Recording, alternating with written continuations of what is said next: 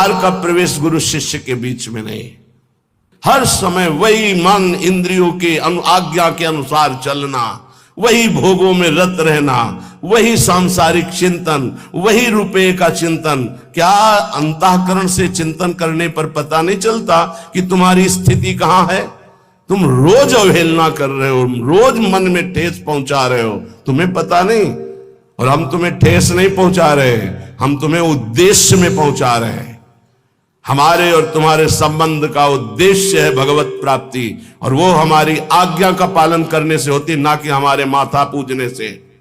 ध्यान रखना, इस शरीर के पूजन से तुम्हें परम पद नहीं मिलेगा। यहां से जो आवाज निकल रही उसको पकड़ो, इससे परम पद मिल जाएगा। शरीर को तुमने गुरु मान लिया और उनके वचनों की अवहेलना करते हो, क्या होगा इससे? आज्ञा पालन ही सबसे बड़ी से आज्ञा सब न सो साहिब सेवा। चिल्ला चिल्ला के कहते हैं, ये 4 रुपए की सामग्री लेकर आ गए, तुम समझते हो इससे जन्मदिन मन जाएगा या गुरु पूजन हो जाएगा? मनमानी आचरण करो, जानते हो गुरु देख नहीं रहा। चाहे तुम लाखों कोस दूर हो, शिष्य बने हो, आज्ञा का पालन। 4 बातें सबको बताते हैं नियमावली में। पहला, जितनी संख्या गुरु मंत्र की दी है उसका निरंतर ध्यान रखते हुए उसका पालन करो। दूसरा, आचार्य वाणी का पाठ नित्य होना चाहिए। तीसरा, अभक्ष भोजन का त्याग होना चाहिए, और मन की वृत्तियां और बाहर के व्यक्ति के कुसंग का त्याग। ये 4 आज्ञा होती, इसी में पूरा जीवन आपका मंगलमय हो जाएगा। मानता है कोई बिरला ही ऐसा होता होगा जो गुरु आज्ञा पर चले। गुरु आज्ञा ही पूजन है, गुरु आज्ञा ही करे तो प्राण दे दूं, तो मेरा क्या है? और गुरुदेव जो तत्व के ज्ञाता है वो माया रचित वस्तु पदार्थों में प्रियता रखते हैं क्या?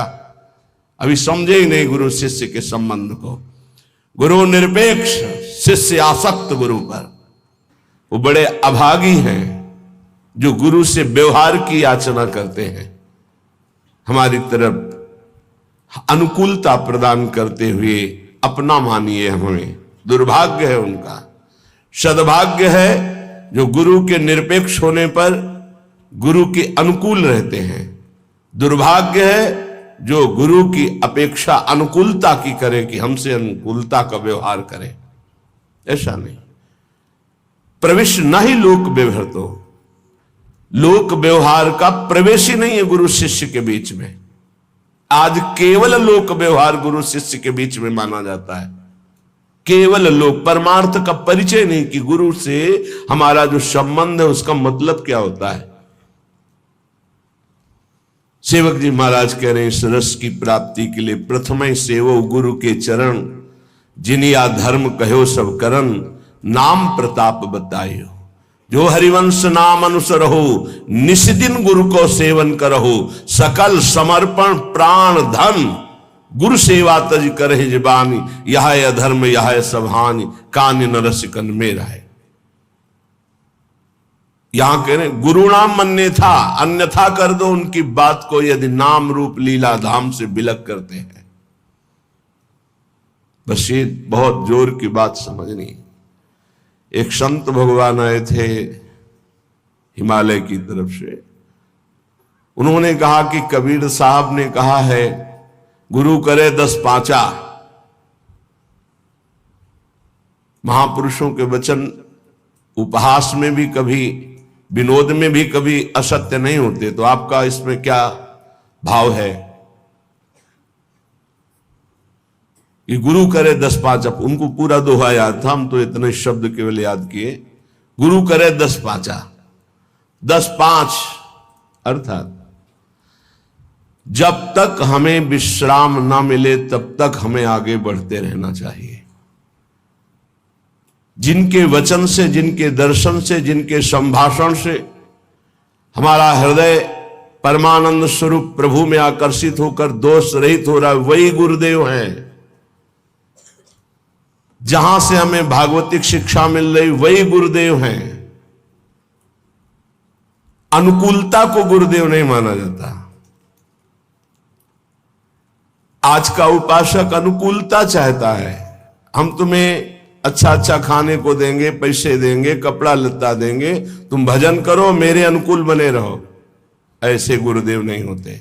धज्जियां उड़ा देते हैं अहंकार की। कैसे गुरुदेव होते? पीपाजी महाराज राजा हैं, पहुंचे दीक्षा लेने के लिए। पार्षद खड़े हैं श्री स्वामी रामानंदाचार्य जी के। अंदर प्रवेश नहीं कर सकता कोई बिना स्वामी जी की आज्ञा की, अनुमति के।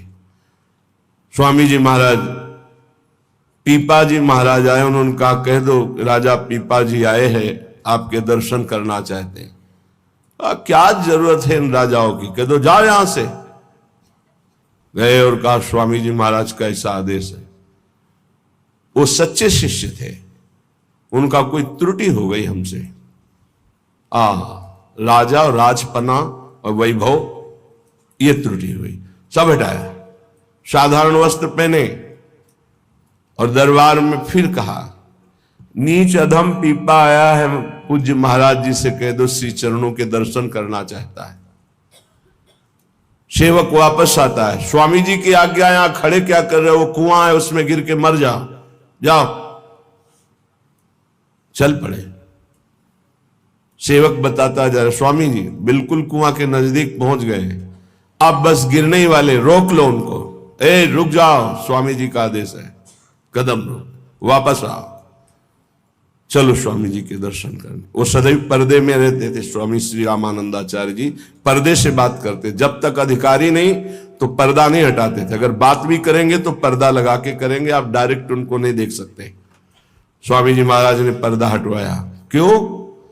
क्योंकि राज्य का अहम त्यागा और प्राणों का मोह त्याग दिया, अब शिष्य बनने का अधिकारी है।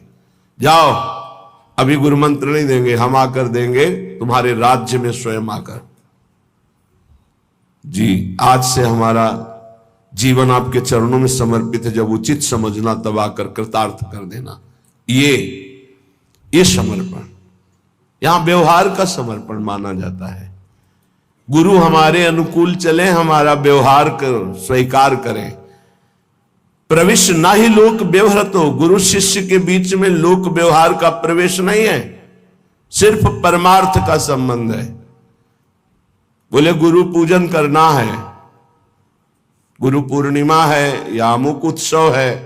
गुरु पूजन किसे कहते हैं? चंदन लगा दिया, माला पहना दिया, कुछ भेंट रख दिया, फल फूल रख दिया, इसे व्यवहार कहते, पूजन नहीं कहते। ये व्यवहार है। और प्रवेश नहीं लोक व्यवहार, तो गुरु शिष्य के बीच में व्यवहार का प्रवेश नहीं है, तो पूजन किसे कहते हैं? पांचों ज्ञानेन्द्रियां, पांचों कर्मेंद्रियां और अंतःकरण चतुष्टय आपकी आज्ञा में रहेगा। पूरा समर्पण आपका, सकल समर्पण, प्राण धन सेवा। क्या हमारी इंद्रियां, हमारा मन, हमारा प्राण आपके चरणों में समर्पित है। जो आज्ञा करोगे, वचनम करिष्येत, मैं वही करूंगा जो आप आज्ञा करोगे। यह है पूजा, और ऐसी पूजा करने वाले शिष्य को श्री जी की प्राप्ति होती है, भगवत तत्व का बोध होता है। लेकिन प्रायः मनमानी आचरण करे, किलो 2 किलो आकर फल चढ़ा दे, 1 लाख 2 लाख रुपया चढ़ा दे, खूब वस्तुएं भेंट कर दे, सोचे गुरु को प्रसन्नता हो जाएगी। तो जो गुरु नहीं है उसको प्रसन्नता हो जाएगी, जो गुरु है उसको प्रसन्नता नहीं होगी। गुरु आ ब्रह्म भुवनालोकान पुनरावर्तिनो अर्जुन, ये ज्ञान है उनको। आ ब्रह्म स्तंभ पर्यंतम सर्वम मायामयम जगत, ये ज्ञान है उनको। तो इन भेंट और वस्तुओं से जो प्रसन्न होते हैं वो गुरु नहीं होते। गुरु प्रसन्न होते हैं शिष्य जब परम मंगलमय भगवान के नाम रूप लीला धाम में आसक्त हो जाए, क्योंकि हर गुरु का कर्तव्य है शिष्य को परम पद में आरूढ़ करना। अगर ऐसा नहीं तो शिष्य का त्याग कर दे। अगर ऐसा नहीं तो कह रहे गुरु नाम मन्ने था, गुरु बलि तजे कंत ब्रज बनितन भे मुद मंगलकारी। यह अध्यात्म है, परमार्थ है, डरने की जरूरत नहीं। अपराध मत करना, भगवत विमुख मार्ग में हमें कदाप कदम नहीं रखना, चाहे कोई भी हो। नाम रूप लीला धाम, ये इनकी जय जयकार है अनंत ब्रह्मांडों में, महर्षियों में, ब्रह्म ऋषियों में, बड़े बड़े ज्ञानियों में, योगियों में, भक्तों में, सर्वत्र पाया गया है। और जहां ये नहीं है तो कुछ नहीं है। चाहे कोई कितना भी बड़ा ज्ञानी हो, भगवत आराधना करते पाया गया है। वो अपने आत्मस्वरूप श्री हरि का चिंतन, हरि का गुणगान करते पाया गया है। इसलिए जो गुरु धाम नाम रूप लीला इनसे विलग कर दे तो कह रहे हैं मन्यथा, उनके वचनों को अन्यथा कर दो।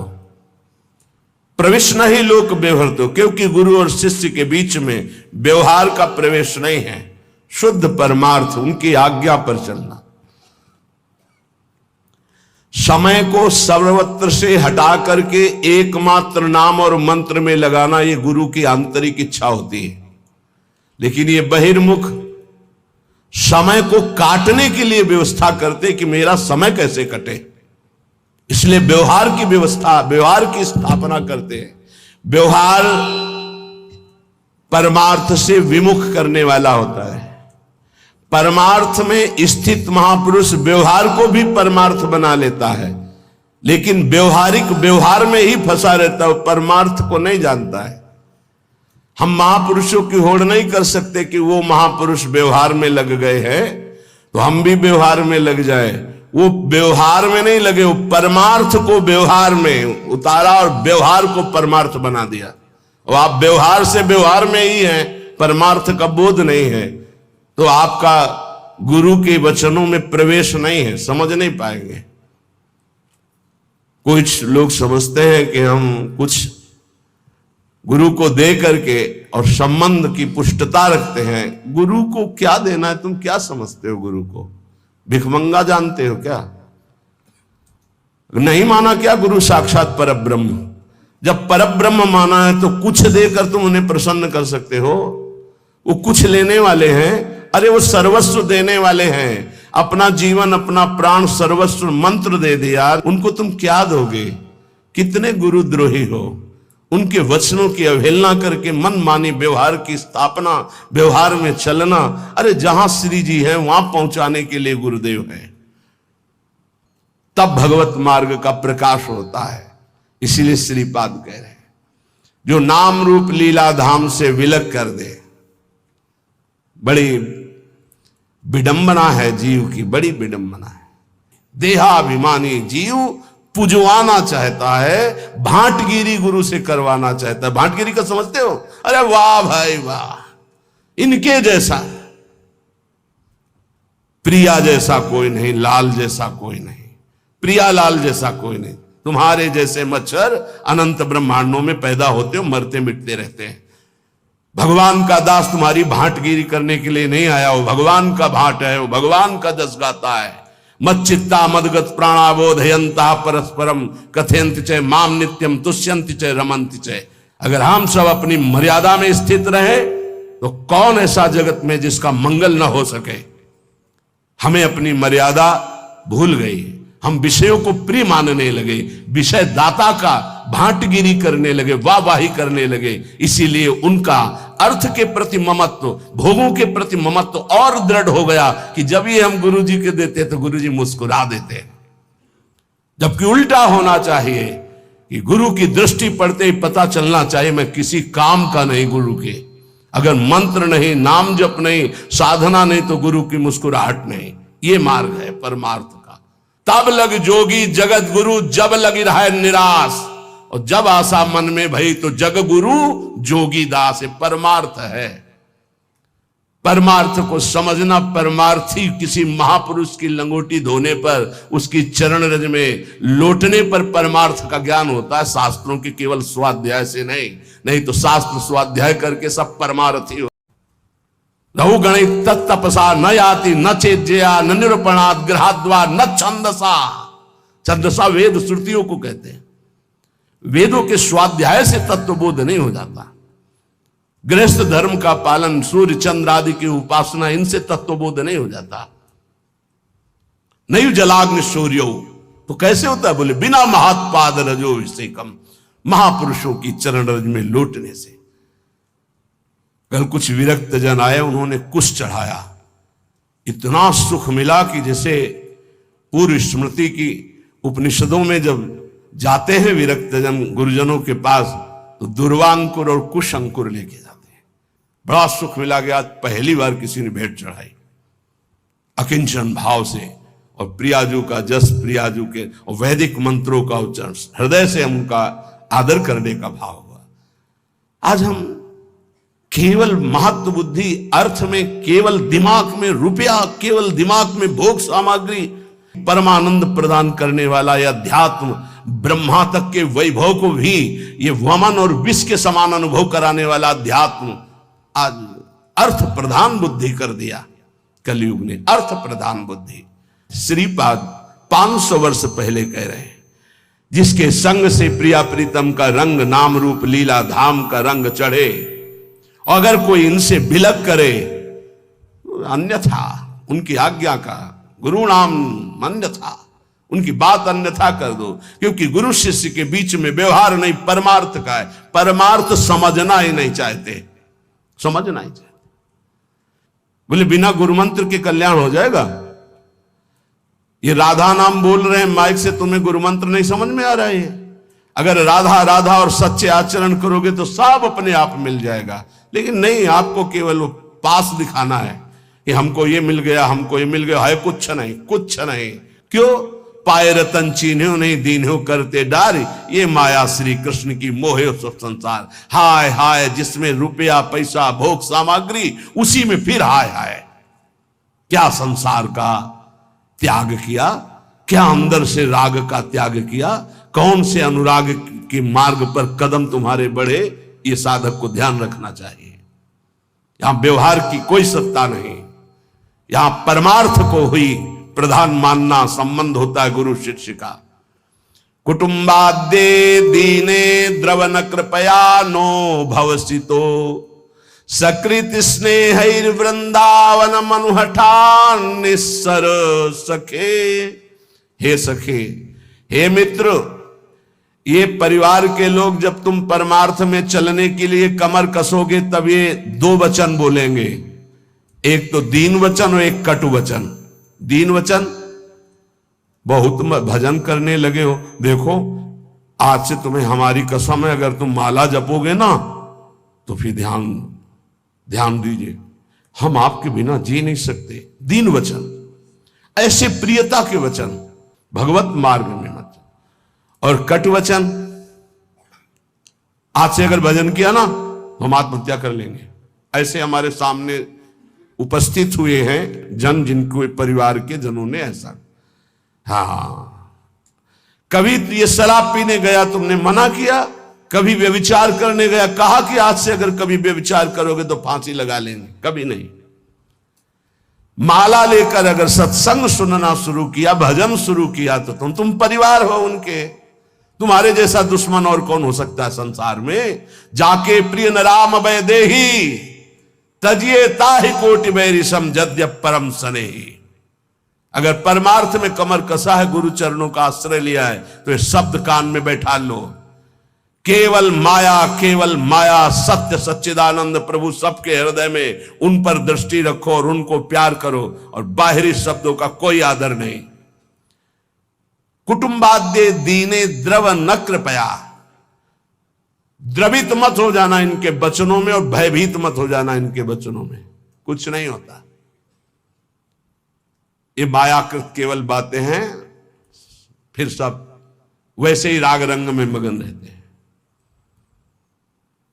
एक अकेला लड़का जब बाबाजी बना, उसकी मां ने अपने पुत्र से कहा कि तुम्हारे पिता का दिल फेल हो जाएगा, ऐसी स्थिति में न खाना न पीना न बोलना न चालना, क्योंकि सारा का सारा अर्थ उन्होंने अपने बेटे की ही उन्नति के लिए कमाया था, पढ़ाया लिखाया था। हमारा तो कोई बस नहीं होता, हम तो केवल रास्ता बताते हैं, चलना तो आपको होता है। उसने कहा आप पधार जाओ या पिता पधार जाएं, जो हमारे गुरु की आज्ञा है, जिस तरह हमारे कदम बढ़ गए कदम पीछे नहीं, दोनों कुछ नहीं होता। ये माया केवल अपना आकर्षण करके तुम्हें परमार्थ से गिराने की बात करती है। तो कुटुंबाद्ये दीने द्रव न कृपया, तुम कभी द्रवित मत हो ऐसे मोह वचन सुन करके, क्योंकि तुम आए हो केवल अपना काम बनाने के लिए, तुम्हारा यहां कोई नहीं। जाओगे तब तुम्हें पता चलेगा, तुम्हारे साथ कोई नहीं जाएगा। मन पछितई है अवसर बीते, सुत बनितादि जान स्वार्थ रतन ना करुणे सबीते।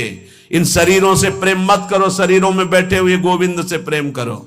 गोविंद को नहीं जानते हो तो जानने की कोशिश करो। शरीरों को तुम जान नहीं पाए, कब कैसे कहां नष्ट हो जाएंगे कोई भरोसा नहीं इनका। जिनको तुम प्रिय पुत्र मानते हो, पति मानते हो, पत्नी मानते हो, वो गोविंद ही अंदर बैठा हुआ है और वो अंतर ध्यान हो जाएगा तो तुम इन शरीरों को आग लगा दोगे। तुम इन शरीरों को प्यार करते हो पर प्यार करते हुए भी नहीं करते। तुम उस अव्यक्त परमात्मा को प्यार करते हो जो सबके हृदय में बैठा है, पर उसे जानते नहीं हो, उसे मानते नहीं हो, इसलिए दुर्गति को प्राप्त हो रहे हो। नो भाव, अब ये संसार में डूबने का अवसर नहीं है, निकलो। बिल्कुल सत्य बात सुन। संसार से निकलने के लिए नहीं कि घर छोड़कर बाबा जी बन जाओ। बाबा जी बनने से परम पद थोड़ी मिल जाता है।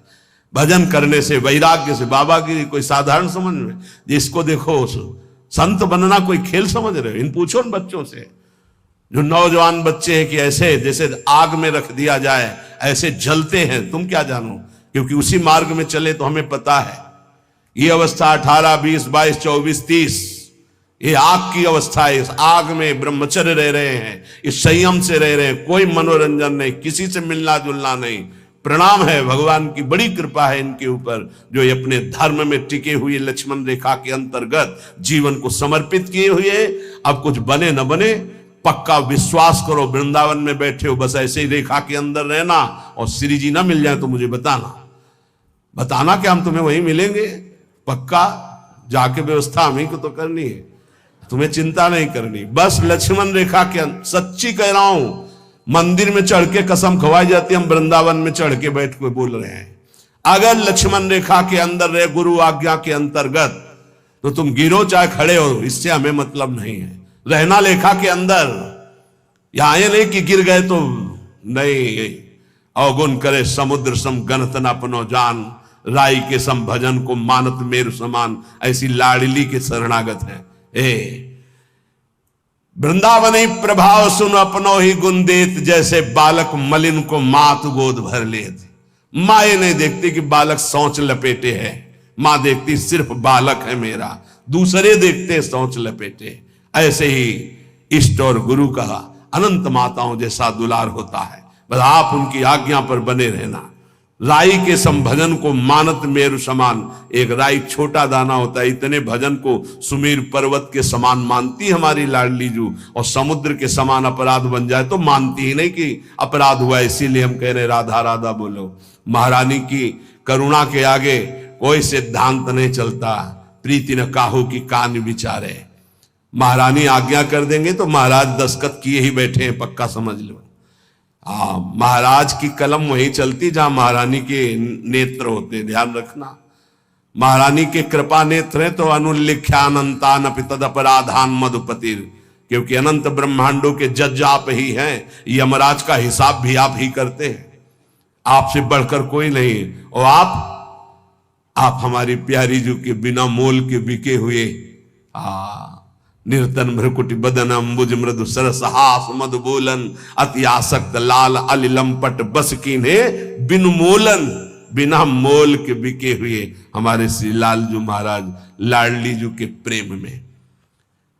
तो कह रहे सकृत स्नेह वृंदावन मनु हठान्य सर सखे। हे मित्र, एक बार वृंदावन का रंग रसिकों के संग से चढ़ गया तो निस्सार संसार, यहां से लेकर ब्रह्मलोक तक परम सार प्रेम हृदय में प्रकाशित हो जाएगा। महारंकत्वे वा परम विभवे वा बहुतरे सुखे वा दुखे वा यशसि बहुले यथाप्यशसि।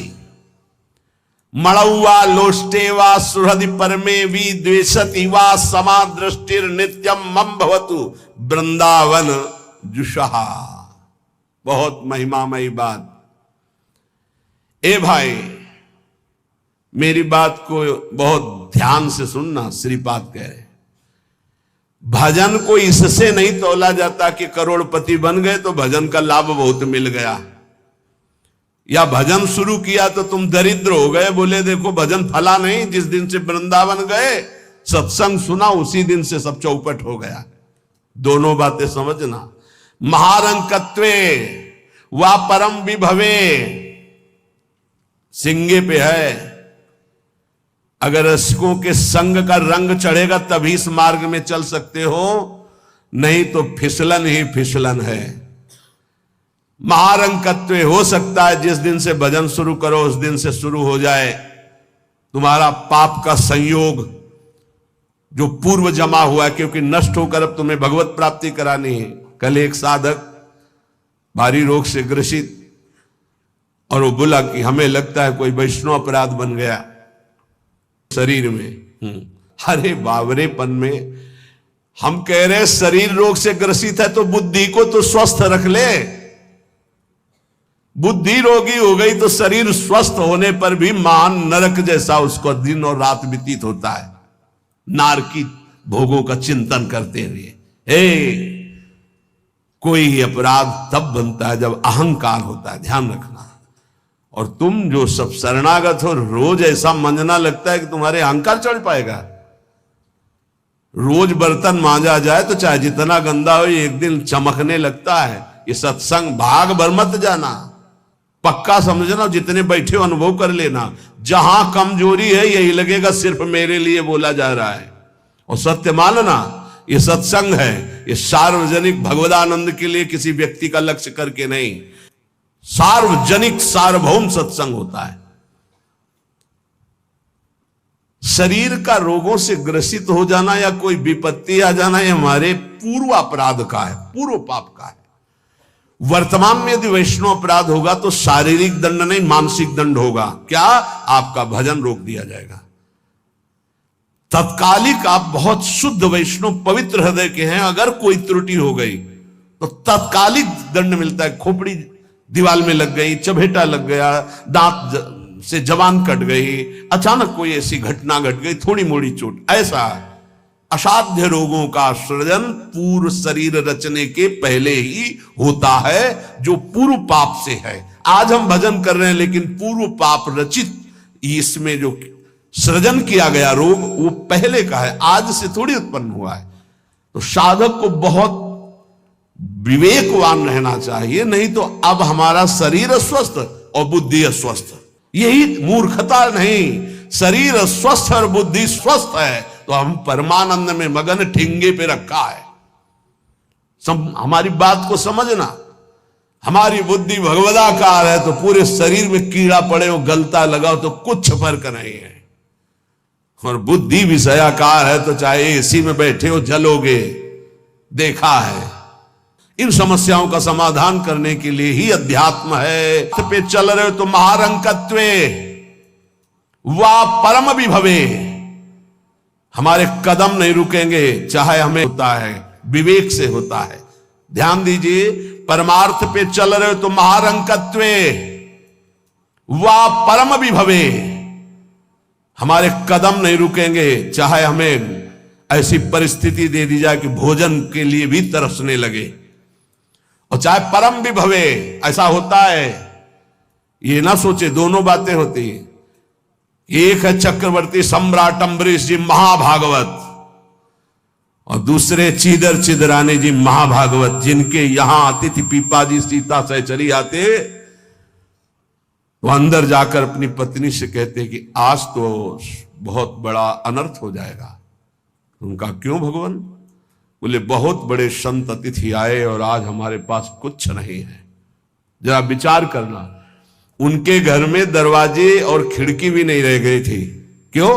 संत आते तो खिड़की बेचे आए, 4 मुट्ठी चावल उबाल कर उनको पवा दिए, दरवाजा बेचे। मिट्टी का पात्र था जिसमें रसोई अमनिया करते थे, कुछ नहीं रह गया था जो बेचा जा सके। एक वस्त्र शरीर में था चिदरानी जी के। उन्होंने कहा भगवान अतिथि भूखा नहीं जाएगा। पढ़ के देख लो भक्तमाल जी में श्री नाभा जी ने चरित्र लिखा, जो दिव्य दृष्टि संपन्न महापुरुष। कहा कैसे? बोले वस्त्र है ना कुछ तो बिक ही जाएगा, तो अतिथि को कुछ ना कुछ 4 मुट्ठी चना ही मिल जाएगा, अतिथि तो भूखा नहीं जाएगा, संत तो भूखे नहीं जाएंगे। और महाभागवत जिनके दर्शन करने द्वारिकाधीश के दिव्य दर्शन करके सीता सहचरी और पीपा जी आ रहे हैं, उनके दर्शन करने। स्थिति क्या है? खाने पीने की तो बात जाने दो, पहनने के लिए भी सीधे वस्त्र नहीं, एक ही वस्त्र था चिदरानी जी के। उतार के दे दिया। बेचा जाके जो कुछ बिका, जो कुछ भी रूखा सूखा पत्तल में लगाया और बाहर पीपा जी सीता सहचरी के सामने पाओ भगवान। वो समझ गई, स्थिति महारानी थी, बहुत प्रवीण, समझ गई कि भोजन देख के समझ गई कि स्थिति क्या, घर देख के उनकी वेशभूषा। तो उनका कि भक्तानी जी को भी बुलाओ, चारों बैठ कर पाते जो भी है। वहां नहीं नहीं आप पाइए, वो तो रसोई में है। तो उनका फिर क्या होता, मैं रसोई से लिवा लाती हूं। अब उनको अगर पीपा जी कहते तो शायद चीदर जी कहते कि आप रुक जाओ, लेकिन सीता सहचरी जी तो सीधे रसोई में गई तो दिगंबर बैठी थी। समझ गए देखते, अंदर घर का हाल देखकर उनको आंसू आ गए, क्योंकि महारानी रह चुकी है वो स्वयं तो परम वैराग्य से रहती थी, टाट लगा के। महारानी होते हुए भी टाट लगा करके भगवान की भक्ति में। सीता सहचरी जी बहुत ही ज्ञान संपन्न देवी, देखते ही उनको समझ में आ गया कि वो अकिंचनता की हद है इनके घर में, खाने के लिए दाना नहीं, कहीं कुछ नहीं। और तो उन्होंने कहा, देवी तुम निर्वस्त्र कैसे बैठी हो? तब उन्होंने कहा, अरे हमने सुना था आप द्वारिकाधीश के दर्शन करके आ रही, तो जब मिलेंगी तो रूप माधुरी का वर्णन करेंगी प्रभु की। क्या इस नासवान शरीर की चर्चा चला दी? जब पैदा हुआ था तो आभूषण और वस्त्र पहन के थोड़ी हुआ था, दिगंबरे हुआ था, और जब जाएगा तो जला दिया जाएगा। बीच में अगर दिगंबर है तो क्या फर्क पड़ता है? बाहर आई और पीपा जी से कहा, इनकी निष्ठा के आगे हम लोग कुछ नहीं है। उनको था कि राज सुखों का त्याग करके कष्ट पूर्वक भगवान का भजन करते हैं, ये अद्वितीय रहनी है। पर उन्होंने कहा जो चीदर चिदरानी जी की रहनी, उसके सामने हम कुछ नहीं है। पूरी स्थिति बताई तो पीपा जी कांप गए। ऐसी स्थिति देखो, महारंकत्वे अम्बरीश जी चक्रवर्ती सम्राट परम विभवे, ये भक्तों में दोनों स्थितियां पाई जाती। इन स्थितियों से भक्ति का कोई संबंध नहीं। ये पूर्ण पुण्य का संयोग बनता है तो मान वैभव संपन्न है। एक अकिंचन भाव से रह रहा है, नहीं है उसके पास, तो ये भक्ति से तुलना नहीं की जा सकती कि इसकी भक्ति कमजोर है, इसके पास वैभव नहीं, उसकी भक्ति बहुत जोर है क्योंकि उसके पास वैभव नहीं। महारंकत्वे वा परम विभवे, भक्ति से इसकी तुलना ना की जाए कि उनकी भक्ति जोर की है, खूब सुख संपन्न है, और उनकी भक्ति रंग नहीं ला रही। देखो खाने पीने की भी व्यवस्था नहीं, भक्ति का रंग अलग होता है। देखो चीदर चिदरानी जी और देखो अम्बरीश